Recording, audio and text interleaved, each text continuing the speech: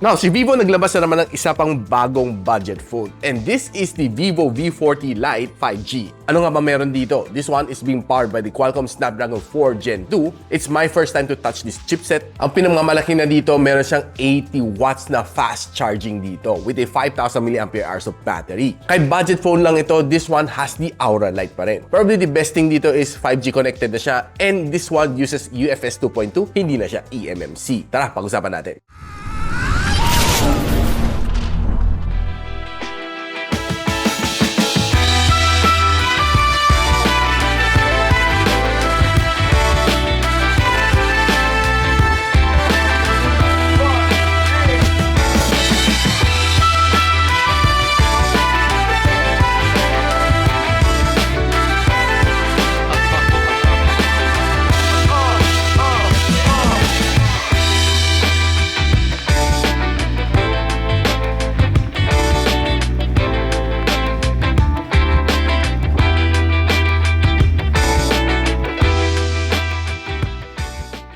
Now ito, Vivo V40 Lite 5G na may 8GB of RAM and 256GB of storage is priced at $15,999. And meron siyang higher variant, 12,512. It's being priced at $18,999.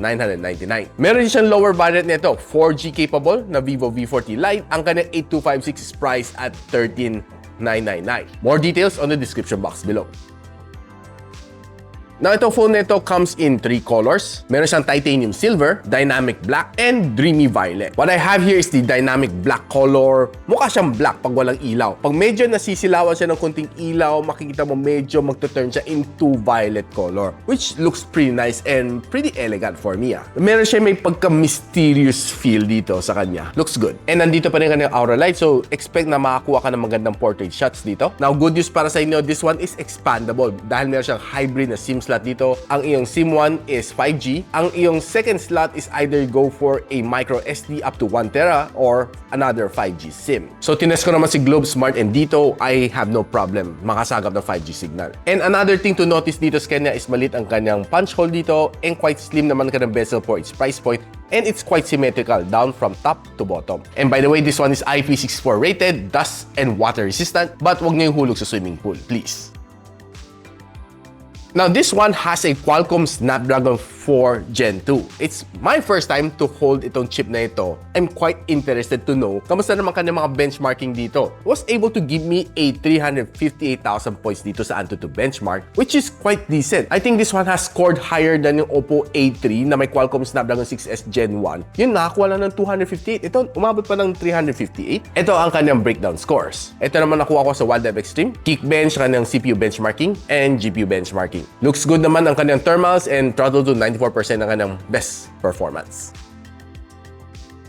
Now, the phone na ito has a 5,000 mAh na battery, which is a industry standard. And what's nice dito sa kanya, Vivo guarantees us that meron siyang 4 years of durability ang kanyang battery, which means ang kanyang battery should be at least nasa 80% after 4 years. And meron din siyang smart charging engine dito sa loob, which ensures na safe ka mag-charge even na iniwan mo siya for overnight charging, hindi siya mag-overcharge. And what's nice dito sa kanya, it supports 80 watts na fast charge. Probably one of the only one that can support this fast charging at this price point. Nung chinarge ko naman siya from 0 to 100, takes me around mga 40 to 45 minutes. And nung one time na 15% na ng battery ko, kakagising ko lang, iniwan ko siya mag-charge. Nag-breakfast ako after siguro mga 25 or to 30 minutes, and nasa roughly 85% na ako. Which is for me quite fast na siya. And another thing na gustong-gusto ko rin dito sa kanya, it can last me 2 days without charging. But that is only under normal usage, which means walang heavy gaming, walang heavy video conferencing. And nung sinalang ko siya sa PC Mark na battery stress test, 19 hours and 9 minutes, under 50% brightness and 60Hz of screen refresh rate. Makunat to.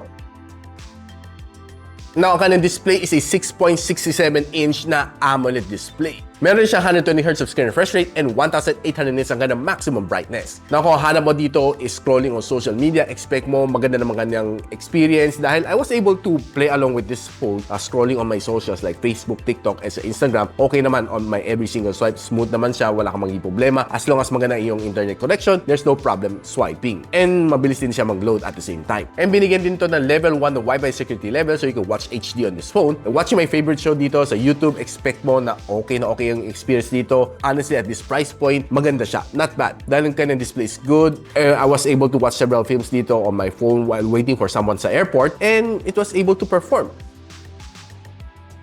Now, this phone has stereo speakers. Isa sa ilalim and the other one nandito sa earpiece. Check lang natin gaano kalakas ang sounds.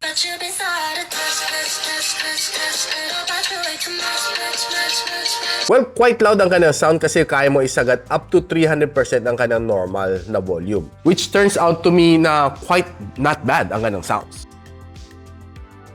Now, ito na, gaming experience ko naman dito sa phone na ito. I was able to play with 3 games ito, Call of Duty Mobile, Mobile Legends, and Farlight 84. Now, pagdating sa Call of Duty Mobile, expect mo okay naman ka ng gameplay. I didn't really have too much of a problem dito sa game na ito, except that there's some occasional frame drops along the way. Lalo na nung nagtatry ako mag-sniper scope, pansin ko, parang medyo may kunting lags lang. Pero hindi naman siya yung grabe. Although kasi nakaset ako sa all high graphical settings dito sa kaya nito phone na ito. And the gameplay was quite okay for me. Not so bad. And playing after 30 minutes dito sa phone na ito, umabot siya ng 43 degrees Celsius. Now, sa Mobile Legend, the gameplay was okay. Though there are some occasional nagte-teleport yung kalaban, mapapansin mo. Parang nagbabattle kami, then maya konti, bigla nag-teleport siya siguro away from me. Hahabulin ko ba siya? Pero yung nga pala, feeling ko, yun yung frame dropping na nangyayari. Gameplay was okay. You could lower down yung graphical settings to give you a little bit more smoother experience dito sa Mobile Legends. The touch response was okay. And pinakamainin na na-achieve na dito after 30 minutes is 43 degrees Celsius. Moving to Farlight 84, sinagad-sagad ko rin ng graphical settings sa kaya niya. And nilagay natin siya sa HD and sa high frame rate. So,